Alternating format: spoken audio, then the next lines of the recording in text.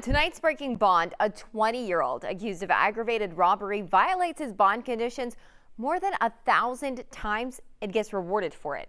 Fox 26's Randy Wallace joining us live in the studio to explain what happened as part of his exclusive ongoing series. Randy, another crazy one. Yeah, Caroline. Now, according to court documents, Edwin Maldonado spent many months thumbing his nose at what he was ordered by the court to do. His punishment for that is more like a prize.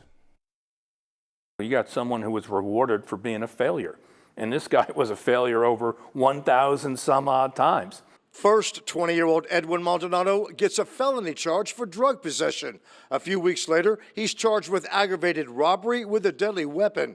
He makes his $30,000 bond and walks out of jail. But I certainly have had clients hauled back into court on violations that are maybe 2 or 3 times that have been alleged.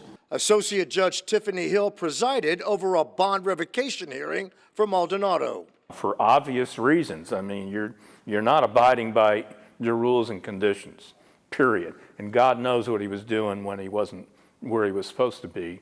According to court documents, Maldonado failed to comply with any of his bond conditions for 8 months. According to his GPS monitor, he left his curfew zone 847 times, was called 453 times about his whereabouts, and had more than 1,000 GPS monitor violations. Over 1,000 times, 1,043 to be exact. I've never seen that in my life. In my 27 years, I've never seen anything like that. And I had never heard of it until you brought it up to me today.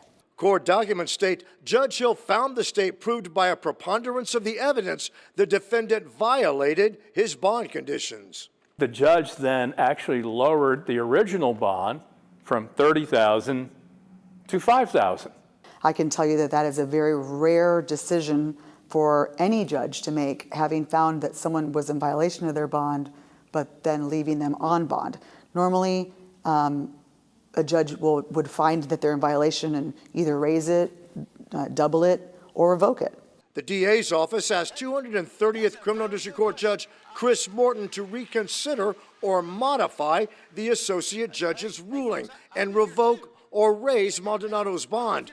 Morton agreed with Hill that bond should be lowered to $5 grand. I don't know what kind of message that you're sending, but I don't think this is obviously in the best interest of public safety. Judge Tiffany Hill wanted to give Maldonado a personal recognizance bond, but state law prohibits that for an aggravated robbery charge. Maldonado has yet to post the $5,000 bond. Randy Wallace, Fox 26 News. All right, Randy, thank you. Well, go ahead and use your phone's camera right now to scan this QR code.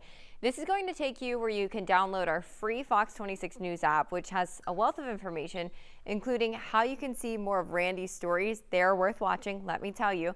And you can go behind breaking bond. Now, just today, he talked with a panel about why the teen charged with body slamming a mother had his bond lowered. That story is over on our fox26houston.com website.